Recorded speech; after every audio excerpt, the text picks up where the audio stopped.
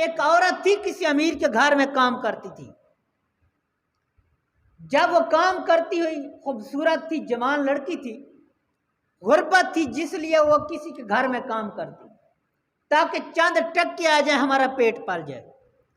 وہ شخص جو تھا وہ عیش پرست تھا. تو ایک دن جب وہ گھر آئے تو اس کی وہ نوکرانی، وہ خادمہ کمرے کے اندر اکیلے صفائی کر رہی تھی. تو جب صفائی کر رہی تو اس کے دل کے اندر شیطان آ گیا، جو وہ مالک تھا گھر کا. وہ اندر آیا تو اس نے اس عورت کو، اس لڑکی کو پکڑ لیا.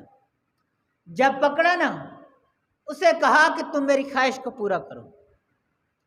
تو اس لڑکی نے بڑی کوشش کی کہ میری جان چھوٹ جائے، لیکن وہ مالک تھا گھر کا.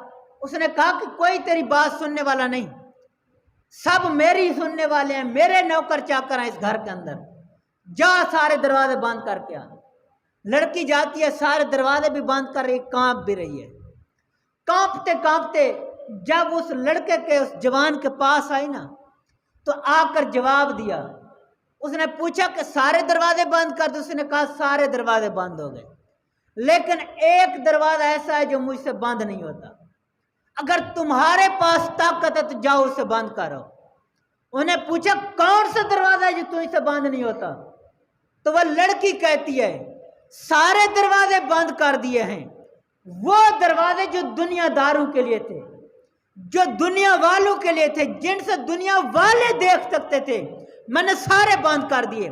ایک دروازہ ایسا ہے جسے بند کوئی بھی نہیں کر سکتا، وہ میری رب کی ذات کا دروازہ ہے. جا، تجھے رب کے سامنے پردہ دینا آتا ہے تو دے کر آ. میرا رب دیکھ رہا ہے، اس کے سامنے ہم کیسے چھپیں گے؟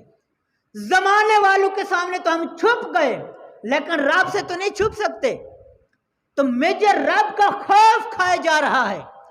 تو وہ جوان کے دل میں بھی وہ بات تیر بن کر پیوست ہو گئی اور اسے توبہ کرنے کی توفیق مل گئی. تو جن کے دلوں میں خوف خدا ہوتا ہے وہ رب تعالیٰ کے نیک بندے ہوتے ہیں، ان کے ذریعے پھر دین کا کام بھی ہوتا ہے. تو حضرت حاتم اسم آگے سے عرض کرتے ہیں حضور میں نے دوسرا مسئلہ یہ سیکھا تھا. تو حضرت شقیق بلخی اٹھ کر گلے لگاتے ہیں، بیٹا تو نے تو کمال ہی